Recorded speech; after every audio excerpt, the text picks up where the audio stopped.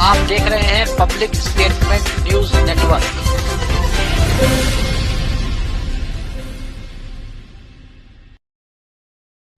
नमस्कार, आप देख रहे हैं पब्लिक स्टेटमेंट न्यूज। लोकसभा चुनाव 2024 के तहत 13 मई को चौथे चरण का मतदान होना। ऐसे में कानपुर की समस्याएं तो बहुत सारी हैं, लेकिन बेसिक मुद्दे पर 10 साल की मोदी सरकार कानपुर में बुनियादी आवश्यकताओं की पूर्ति नहीं कर सकी। इन्हीं गंभीर विषयों पर बाबाकुटी स्थित रॉयल रेजिडेंसी होटल में पब्लिक स्टेटमेंट ने जागरूक नागरिकों का एक मंच लगाकर उनसे बातचीत की। वहीं एक पहलू यह भी था कि कानपुर नगर की सीट शीर्ष पार्टियों में ब्राह्मण वोट बैंक को देखते हुए ब्राह्मण प्रत्याशी मैदान में उतारे। कार्यक्रम में एक ब्राह्मण का आईना दोनों प्रत्याशियों पर भारी पड़ रहा है। देखिए हमारे सहयोगी राजेंद्र केशरवानी के साथ पब्लिक स्टेटमेंट की स्पेशल रिपोर्ट। नमस्कार मित्रों, आप देख रहे हैं पब्लिक स्टेटमेंट के खास कार्यक्रम मुद्दे की बात। और आज मुद्दे की बात में इस कार्यक्रम की शुरुआत हम करने जा रहे हैं 2014 से। सबसे पहले इस खबर में आपको 2014 में लेकर के जाएंगे कि 2014 में बहुत सारी जन अपेक्षाएं जगी थी जिस समय मोदी जी की सरकार केंद्र में सत्ता में बनी थी। ऐसे में आज 2014 और हम 2024 में एक बार फिर से चुनावी प्रक्रिया देश में चल रही है। ऐसे में जानेंगे यहाँ के नागरिक के तौर पर कि इन 10 सालों में किस तरह के विकास हुए और प्रधानमंत्री मोदी जी के इस 10 वर्ष के कार्यकाल में वो किस तरह से संतुष्ट हैं और आने वाले जो सांसद हैं या जो आने वाली सत्ता है उसके प्रति क्या अपेक्षाएं हैं। सबसे पहले हम जाएंगे, आरटीआई एक्टिविस्ट हैं शंकर सिंह, उनसे बात करेंगे कि वो क्या सोचते हैं। शंकर जी, क्या सोचते हैं इन 10 सालों में क्या काम हुआ? देखिए, आप लोग, पहली बात तो ये है, कानपुर के अंदर पिछले 10 वर्षों से जो भी सांसद हुए हैं, हम लोग ने सांसद की शक्ल ही नहीं देखी। आखिर भी सांसद जी हैं कहाँ? पचौरी जी हुए, उन्होंने कानपुर की जनता को तो समय नहीं दिया। उसके पहले मुरली मनोहर जोशी जी हुए, वो कानपुर कभी आए नहीं। तो उनसे अपेक्षा तो बहुत हम लोग ने की थी कि हैं वरिष्ठ नेता हैं, बड़े नेता हैं, हम लोग का कानपुर का विकास होगा।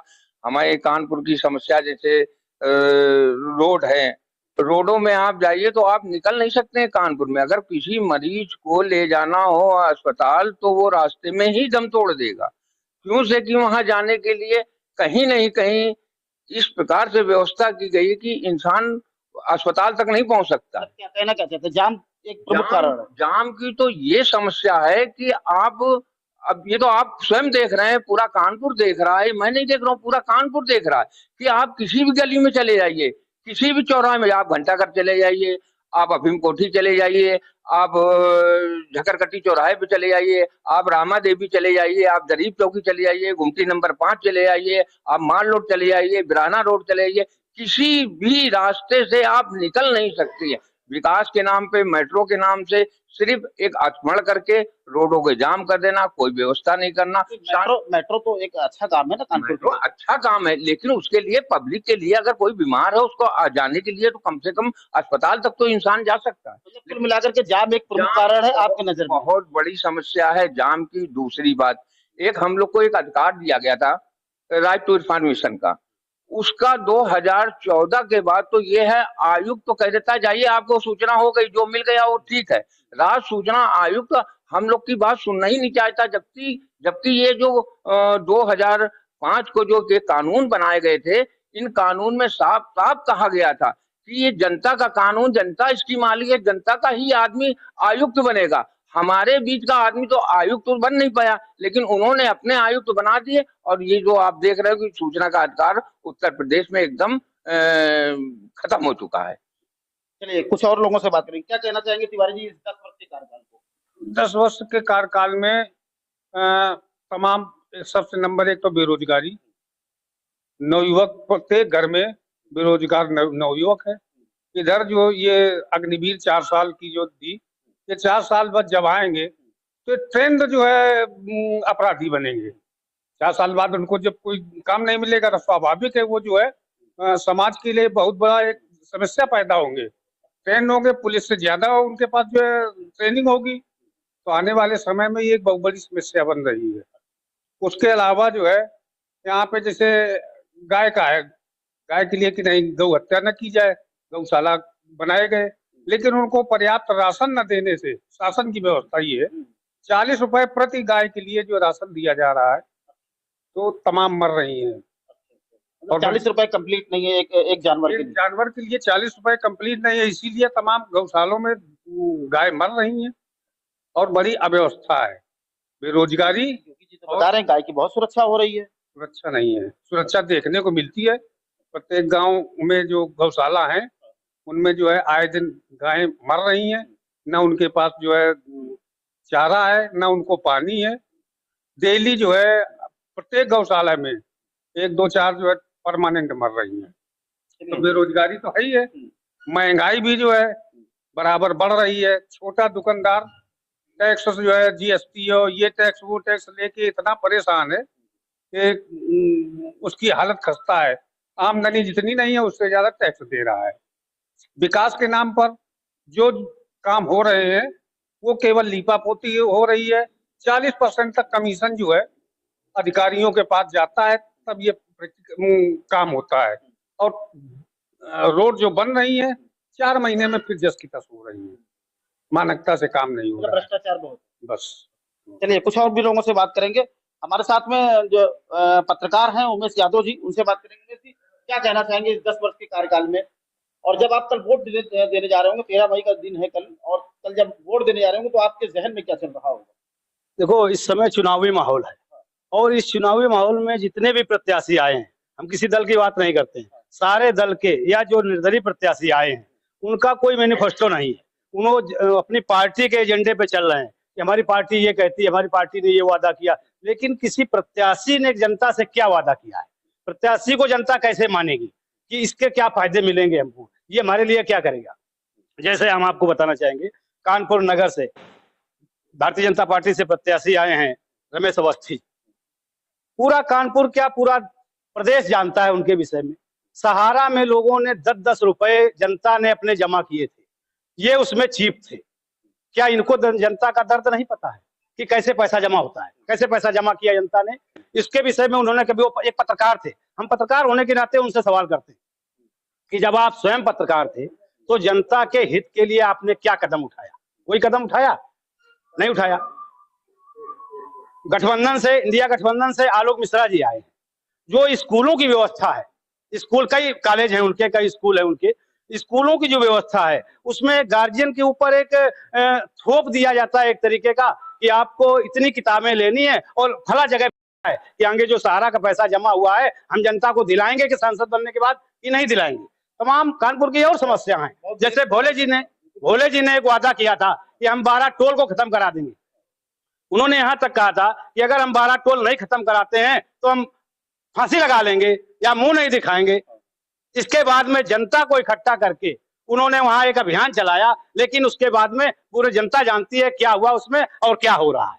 तो जो भी आया है उसने अपनी व्यवस्था क्या है, क्या आगे जनता को देंगे, किसी ने कोई क्लियर नहीं किया है। पार्टियों के एजेंडे पे काम कर रहे हैं कि हमारी पार्टी ये कह रही है, हमारी पार्टी ये कह रही है। स्थानीय तौर से दोनों ही प्रत्याशी आपकी नजर में जो है बिल्कुल ठीक नहीं है भाई। जो हर आदमी अपने अपने पद पे था, बैक में हम जाते हैं, आज सांसद में, या तो चुनाव कल हो रहा है, लेकिन दोनों प्रत्याशी जो बिल्कुल एक 1-2 की स्थिति में है कि इन्हीं दोनों प्रत्याशियों में मुकाबला है, दोनों प्रत्याशियों में मुकाबला है। लेकिन किसी प्रत्याशी ने जो अपने विगत कारणों में रहे हैं, उन्होंने जनता के लिए कोई हित किया हो तो आज बता दें जनता को।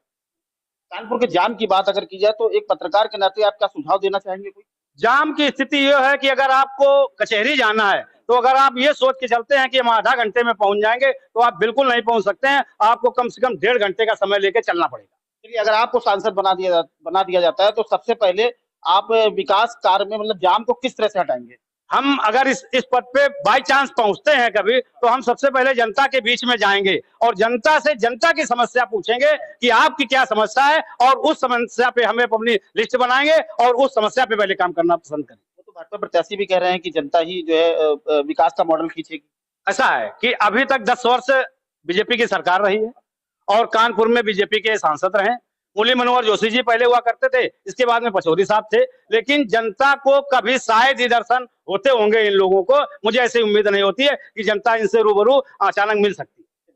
कुछ और भी युवा साथी हैं, उनसे बात करेंगे। क्या नाम है भैया आपका? मेरा नाम राहुल सिंह है। राहुल सिंह, क्या लगता है कि इस बार क्या नाम है आपका? राहुल सिंह नाम है मेरा। राहुल सिंह, क्या कहना चाहेंगे? नौजवान हैं तो ऐसे में क्योंकि इस समय चुनाव की प्रक्रिया है, किस तरह से देखते हैं आप? मैं क्या बताऊं इसमें। अच्छा, कुछ नहीं बता पाएंगे आप? नहीं, इसमें मेरा कुछ कहना नहीं है, अच्छा, सॉरी। कुछ और भी लोग हैं, उनसे ही बात करें। क्या नाम भैया आपका? शुक्ला। शुक्ला जी, क्या कहना चाहते हैं? क्योंकि कल आप वोट डालने जाएंगे, एक नागरिक के तौर पे क्या कहना चाहते हैं? प्रत्याशी के समर्थन में नहीं, एक नागरिक के तौर पे आपको क्या लगता है कि बेहतर होना चाहिए? आने वाला सांसद ये करना चाहिए उसको? आने वाले सांसद को काम तो अच्छा हो रहा है समय मोदी जी की सरकार में, हाँ।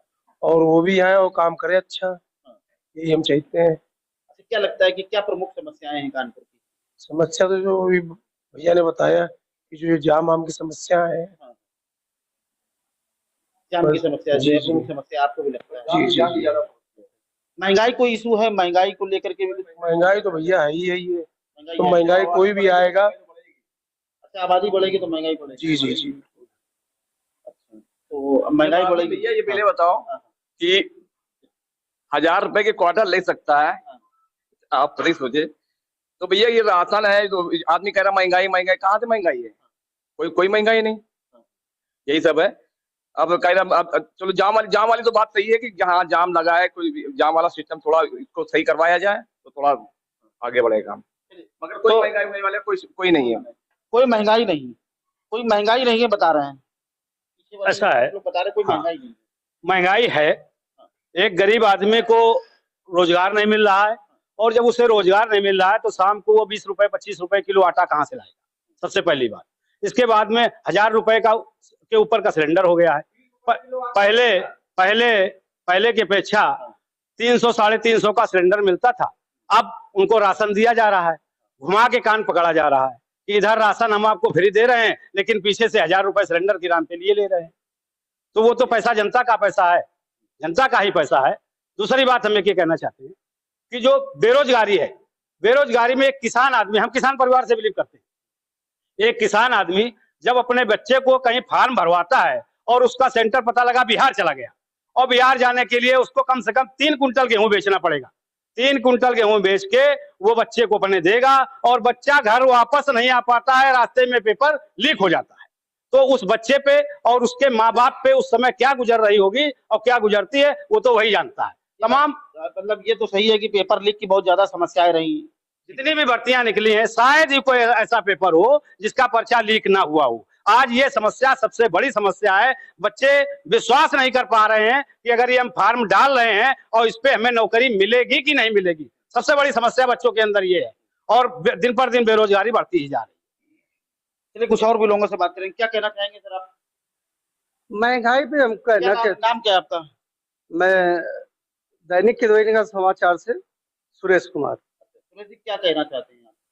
ये महंगाई पे हम ये कहना चाहते हैं, अगर 60 साल में कांग्रेस में और इनका 10 साल का रेशियो देखा जाए तो उसके अनुपात में 10 साल में महंगाई बहुत ज्यादा बढ़ी हुई है। और जनता के जीएसटी में ये जब लेके आए तो सबसे पहले ये बोले थे 1 नेशन 1 टैक्स, जिसपे ये 1 नेशन टैक्स ना करके 4 स्लैब इन्होंने की, और बराबर मीटिंग करते थे कि हम 1 नेशन 1 टैक्स रखेंगे।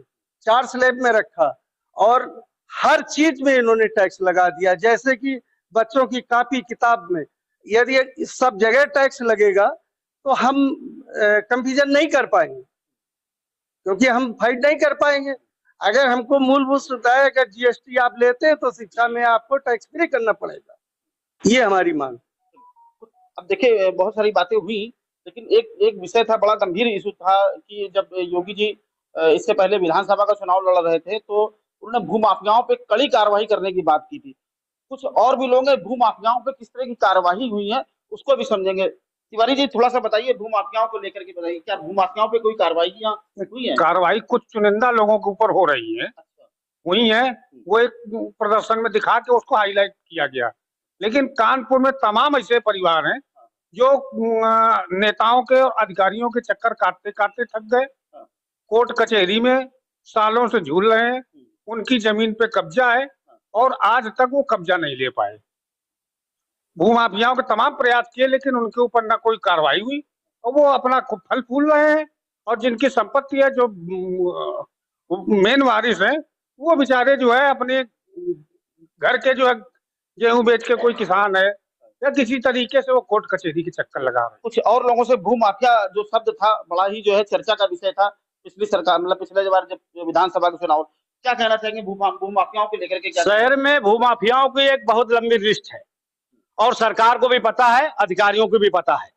और कई बार हम लोगों ने अधिकारियों को अवगत भी कराया है, खबरों के माध्यम से और सोशल के माध्यम से। हमने पर्सनल एक शिकायत की है भू माफियाओं की, और जिसपे आज तक हम अधिकारियों के, कर्मचारियों के चक्कर लगा रहे हैं और अधिकारी हमें ये कह के टरका देते हैं कि जांच हो रही है, जांच हो रही है। एक शिकायत मेरी 1.5 साल पहले की पड़ी है भू माफियाओं की, और आज तक उस पर कोई कार्रवाई नहीं हुई है। और भू माफिया जाके अधिकारियों को थैली दे आते हैं, पैकेट दे आते हैं और उनका काम तमाम हो जाता है, लेकिन कोई सुनने वाला नहीं है। हम जब अधिकारियों से बात करते हैं कि फला भू माफिया पे आपने क्या कार्रवाई की, तो अधिकारी हमको यही कह के अवगत करा देते हैं कि उस पर जांच चल रही है, जांच चल रही है। अभी हमने मुख्यमंत्री जी आए थे, मैंने मुख्यमंत्री जी को एक ज्ञापन दिया है भू माफिया के लिए और मांग की है कि इस पे जल्द से जल्द कार्रवाई की जाए। हमको डराया भी जाता है, धमकाया भी जाता है, प्रलोभन भी दिया जाता है कि आप अपनी खबर को बंद कर दो, आपको इतना धन दे दिया जाएगा। लेकिन हम लोग ऐसे पत्रकार हैं जो धन के लालची बिल्कुल नहीं है। हम लोग टूटी मोटरसाइकिल से चलना पसंद करते हैं, लेकिन किसी के भ्रष्टाचार में शामिल नहीं होना चाहते हैं। इसलिए सरकार से सबसे बड़ी मेरी मांग है, कानपुर में जो एक आदमी एक प्लाट खरीदता है और वो खरीद के अगर उसका ट्रांसफर हो जाता है तो भू माफिया उसको दोबारा बेच लेते हैं, 3 बार बेच लेते हैं, 4 बार बेच लेते हैं, और वो पार्टियां आपस में लड़ती रहती हैं, कोर्ट कचहरी का चक्कर लगाती रहती हैं और भू माफिया घर में बैठे मौज ले रहा है। तो सबसे बड़ी समस्या ये है, भू माफिया 4-4 बार जमीन बेचता है, केडीए की जमीन बेचता है, तालाब बेचता है, चारागाह बेचता है, लेकिन आज तक उस पर कोई कार्रवाई नहीं होती है। और वो जाके अधिकारियों को, कर्मचारियों को एक पैकेट पकड़ाता है और उसके बाद में आराम से घर बैठता है। और हम लोगों को एक संदेशा भिजवाता है कि चाहे जितना जोर लगा लो कुछ नहीं कर पाओगे, हम सत्ता में हैं, हमने सत्ता का चोला ओढ़ लिया। इसके पहले कुछ माफिया पिछली सरकारों में थे, आज जैसे ही सत्ता बदली, पिछली बार सत्ता बदली, उन्होंने सत्ता का चोला पहन लिया, सत्ता का झंडा लगा लिया और आज जो सत्ता के पार्टी के साथ साथ घूम रहे हैं, लेकिन कानपुर के बड़े भू माफियाओं में उनकी गिनती है। मतलब भू माफियाओं की तो बड़ी फेरिस्त लंबी है, फिर तो लंबी फेरिस्त है। अगर बात करिए केडीए विभाग को भी पता है, उसके पास भी लिस्ट है, लेकिन आज तक कुछ लोगों पे कार्रवाई दिखाने के नाम पे हो जाती है। लेकिन बाद में हमने कई गेस्ट हाउसों को गिरते हुए देखा है, लेकिन बाद में उन्होंने बड़ी होर्डिंग लगा ली और बड़ी होर्डिंग लगाने के बाद में उससे आलीशान गेस्ट हाउस उनका बन गया, आज तक कोई कार्रवाई नहीं। मतलब भाजपा में शामिल हो जाओ तो फिर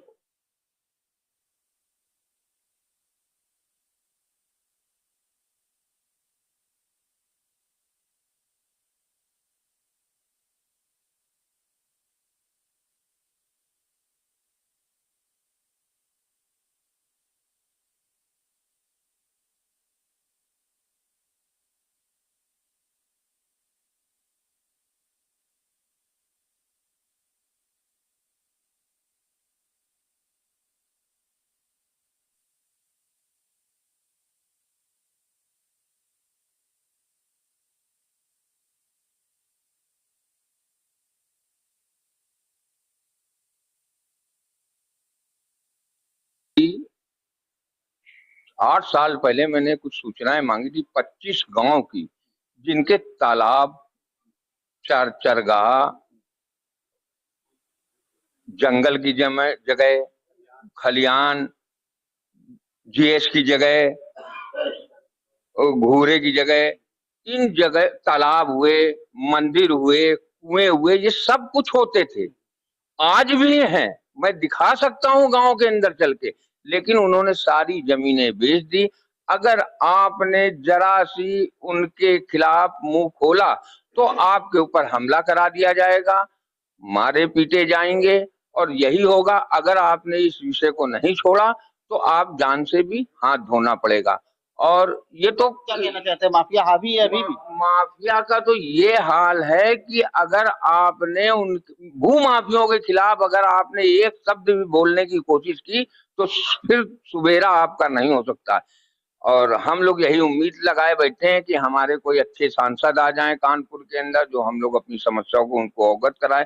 और सबसे बड़े कुछ कानून ऐसे हैं जो सेंट्रल गवर्नमेंट से होते हैं, तो यहाँ के अधिकारी और लोग ये कह देते हैं कि भाई सेंटर का है, आप सेंटर में हल्ला मचाइए। नेता लोग बोल देते हैं, विधायक हमारे बोल देते हैं, आप सेंटर से इसको पास कराइए। कुछ कानून जैसे आरटीआई कानून है, सेंटर से है, और स्टेट को रूल बना के दे दिए गए हैं। स्टेट अपना काम कर रहा, लेकिन स्टेट भी बिल्कुल सुन नहीं रहा, क्योंकि डबल इंजन की सरकार है। जो केंद्र सरकार कहेगी और वही यूपी सरकार बोलेगी। इसलिए भाई भू माफिया, चाहे भू माफिया हो चाहे और किसी का माफिया हो, तमाम चीज का इस समय चल रहा है। केटीए में तमाम दलाल हो गए, शिक्षा विभाग में तमाम दलाल हो गए हैं, तमाम नगर निगम के अंदर दलाल हो गए, आरटीओ के अंदर दलाल हो गए। तो इनसे बचना बड़ा मुश्किल है आज के टाइम में। जब तक हमारा तो ये मानना, जब तक बीजेपी की सरकार रहेगी हम लोग सुरक्षित रहेंगे। बीजेपी की सरकार रहेगी तो सुरक्षित रहेंगे। अच्छा, चलिए, ब्राह्मण हैं और तमाम जगहों में जाते हैं, पूजा अर्चना भी करवाते हैं। तो ऐसे में मुझे लगता है कि बड़ी ही गंभीर चर्चा पंडित जी से होगी। पंडित जी, क्या नाम है आपका? आचार्य सौर शुक्ला। आचार्य जी, क्या कहना चाहेंगे? 2014 के बाद से मोदी जी की सरकार है। इन 10 वर्षों में आपके हिसाब से क्या हुआ और क्या होना चाहिए? अब यह तो आप लोगों के समूह की जिम्मेवारी बनती है जो सत्य हो रहा हुआ दिखाने की, और जो नहीं, जैसा भी है आप जो दिखा रहे वही जनता जान रही है। और जैसा कि उस बात से हमें भी प्रदर्शित हो रहा दिख रहा है, तो रक्षा सौदे, राम मंदिर इत्यादि ऐसे कुछ मुद्दे हैं जो इन्होंने खत्म किए। और राष्ट्र में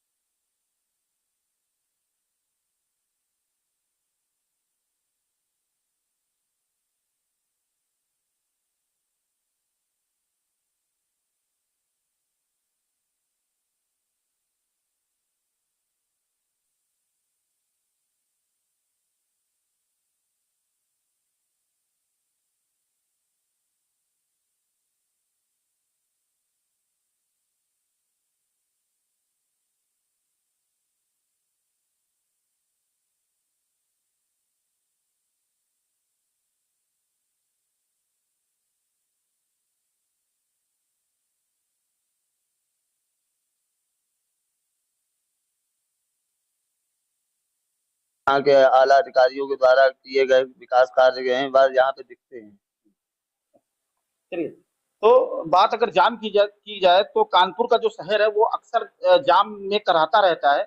जाम के 2 प्रमुख कारण है। एक तो मंदना से जो अफीम कोठी तक का जो रेलवे ट्रैक है उसके बाईपासीकरण की बहुत सारी चर्चाएं होती रही है, लेकिन अभी तक उस पर जो अखबार की दुनिया में तो काम होता रहा, खबरें बहुत सारी चलती रही और बहुत सारे जो है इस तरह के प्रचार प्रसार किए गए, लेकिन हकीकत ये रही कि उस पर जो है जमीनी काम नहीं हुआ।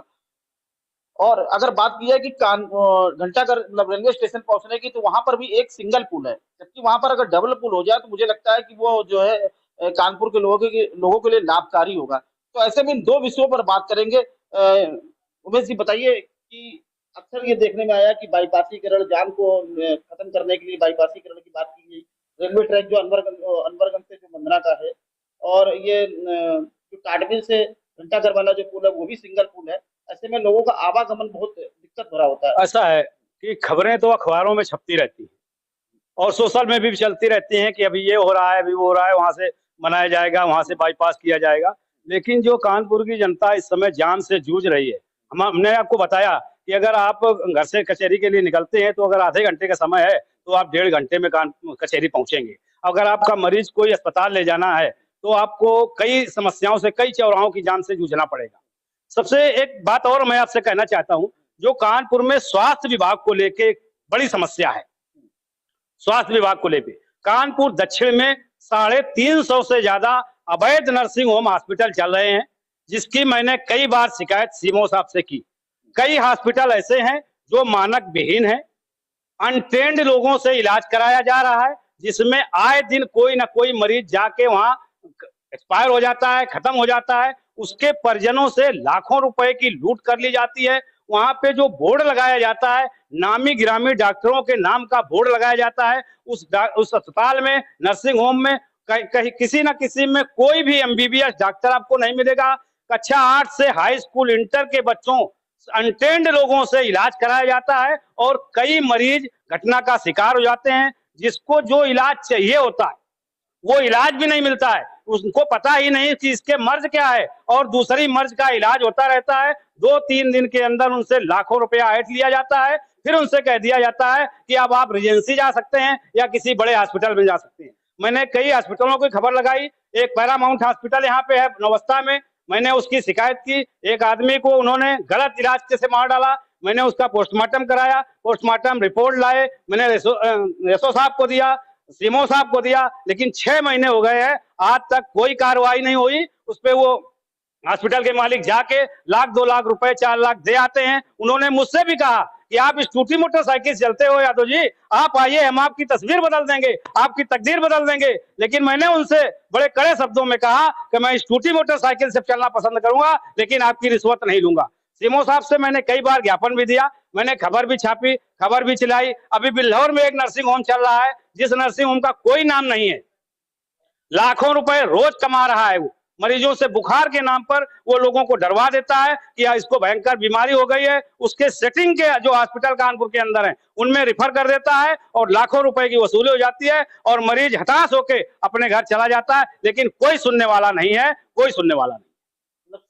चिकित्सा की बात अगर की जाए तो चिकित्सा का मामला बहुत गंभीर है, बहुत गंभीर है। हाँ। भोला वाला आदमी, गांव का आदमी गेहूं गल्ला बेच के अपने मरीज को आनंद फानंद लेके आता है, लेकिन इलाज के नाम पे उसके लूट की जाती है। कानपुर दक्षिण में हम आपको लिस्ट दिखा सकते हैं, 350 से ज्यादा ऐसे हॉस्पिटल हैं जो मानक विहीन है, जिनके पास कोई पेपर्स नहीं है, कोई उनका रजिस्ट्रेशन नहीं है, कोई उनके पास डॉक्टर नहीं है, लेकिन उन्होंने बोर्ड लगा रखा है नामी गिरामी डॉक्टरों का।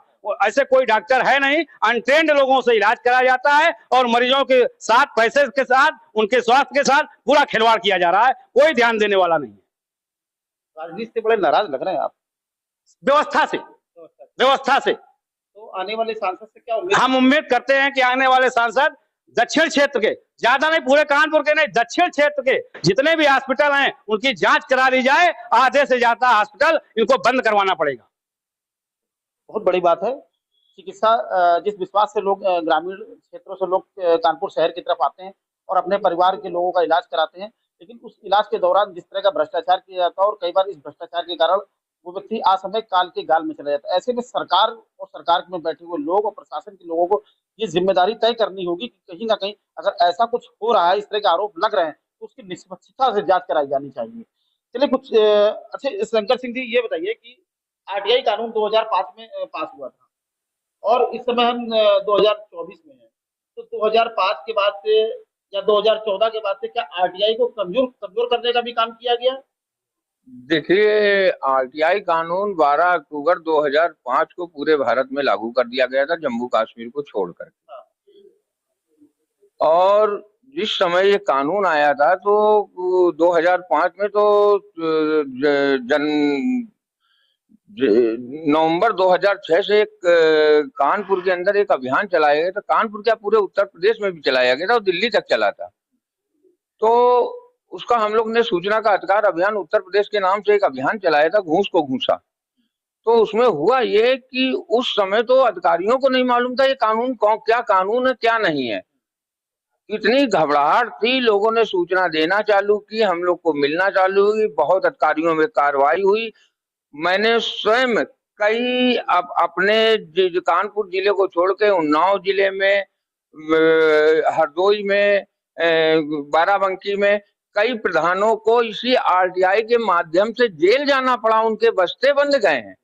कानपुर के अंदर जो 1,76,000 करोड़ का घोटाला हुआ था कॉमनवेल्थ गेम में, उसमें मैंने जब पूछा भारत सरकार से तो उस समय कानून का इतना बढ़िया सिस्टम था कि हमको सूचना मिली और सीबीआई ने मुझे लेटर भेजा कि मैंने आपके पत्र पे कार्रवाई किया और इसमें सुरेश कड़वाणी दोषी पाए गए हैं, उनको मैंने जेल भेज दिया है। अगर मेरी कार्रवाई से संतुष्ट ना हो तो आप मेरे उच्च अधिकारियों पे से अपील कर सकते हैं। लेकिन मैं उसमें संतुष्ट था कि उन्होंने गिरफ्तारी कर ली थी।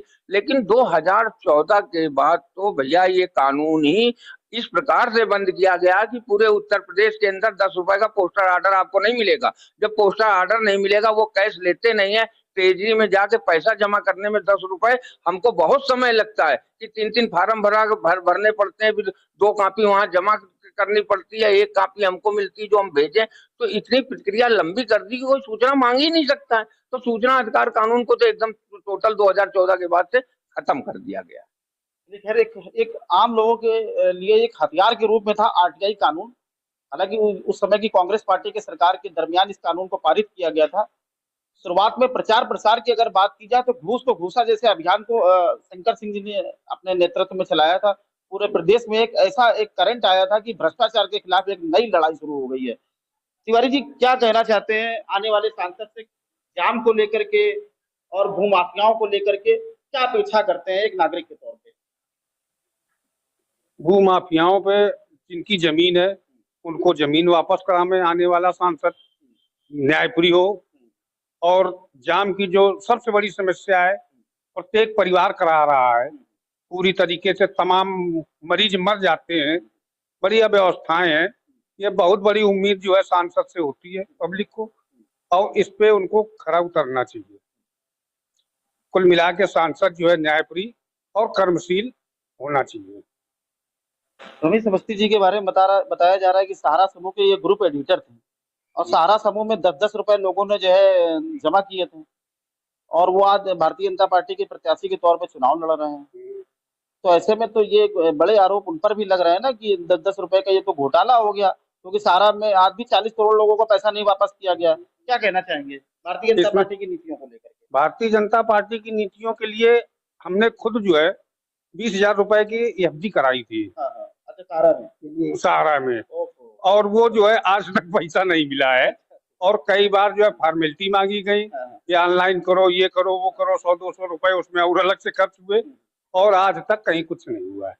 कुल मिला के यहाँ जो है सब भाजपा ने बड़ी उम्मीदें जो है दिखाई, बड़ा पेपर में भी निकला कि नहीं बहुत जल्दी पैसा वापस हो रहा है, कहीं कुछ नहीं हुआ है। कुछ लोगों को, चुनिंदे लोगों को भले मिल गया हो, बाकी तमाम आम अपने आप को आप ठगा महसूस कर रहे हैं? बिल्कुल ठगा महसूस कर रहे हैं। यही जमीन का हाल है। अहिरवा में एक पेट्रोल पंप चला रहा है सिंधी, उसमें हमारी 3 बिस्वा हिस्से की जमीन आती है। एक मिनट में आप सभी यहाँ पे जो भी लोग हैं उनसे पूछना चाहूंगा, क्या किसी का सहारा या पीएसएल वगैरह जैसी चिट फंड कंपनियों में किसी का कोई पैसा निवेश था, है कोई? चलिए तिवारी जी, मैं बात करता हूँ पहले एक लोगों से।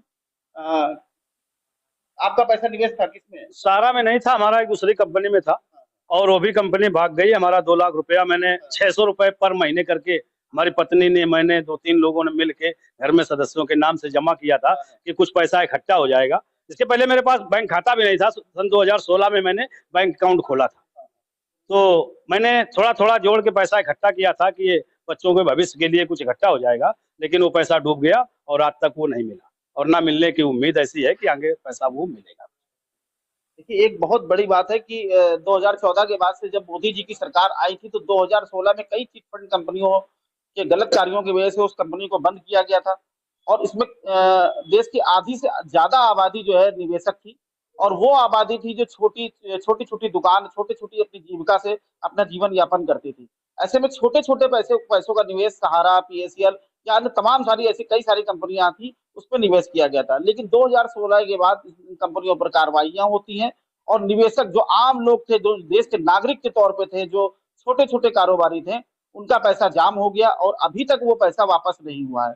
ऐसे में विश्वास की बात की जाए तो कहीं ना कहीं जिस जो निवेश की बात की जाए, निवेशकों को भी बड़ी निराशा है कि भारतीय जनता पार्टी जो तमाम विषयों पर बड़ी गंभीरता से अपनी बात रखती है, ऐसे मुद्दों को क्यों नहीं वो उठाती है। और सबसे बड़ा जो सवाल ये है कि सहारा समय के ग्रुप एडिटर, एक ऐसे एडिटर जिन्होंने सहारा समय में 30 साल का समय दिया, अगर सहारा के द्वारा कोई गलत कार्य किया जा रहा था 2016 में जिन तथ्यों को रख करके कार्यवाही की गई, तो क्या 30 साल तक ये जो ग्रुप एडिटर थे, क्या उन गलत चीजों को नहीं देख रहे थे? ऐसे में तमाम ऐसे सवाल है जो आज भाजपा प्रत्याशी के सामने हैं। वीडियो जर्नलिस्ट प्रदीप वर्मा के साथ राजेंद्र केसरवानी, पब्लिक स्टेटमेंट। अरे दिनेश जी, क्या हुआ?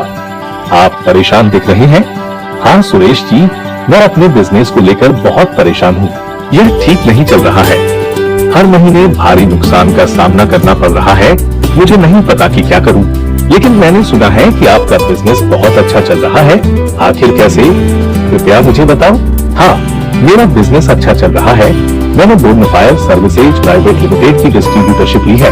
बोर्नफायर सर्विसेज प्राइवेट लिमिटेड, इसके बारे में मुझे अधिक बताओ। बोर्नफायर सर्विसेज प्राइवेट लिमिटेड पिछले 25 ईयर्स से सेल्स और मार्केटिंग डिस्ट्रीब्यूशन के क्षेत्र में काम कर रही है। Bornfire services private limited mineral water, soda, juice, cold drink का अपना ब्रांड बोर्नफायर का manufacturing, sales, marketing, distribution, retailing सब कुछ मुझे सपोर्ट देता है और पूरे भारत में 62-65 डिस्ट्रिक्ट में काम कर रही है। बोर्नफायर के सपोर्ट से हमारा निवेश पर मासिक रिटर्न अच्छा होता है। That's great. मुझे बोर्नफायर सर्विसेज प्राइवेट लिमिटेड की डिस्ट्रीब्यूटरशिप लेने में इंटरेस्ट है। श्योर, आप www.bournfireservices.com पर जा सकते हैं या कॉल करें 9582327405। हमारे चैनल पब्लिक स्टेटमेंट न्यूज को लाइक करें, सब्सक्राइब करें और कमेंट कर बेल आइकन को जरूर दबाएं।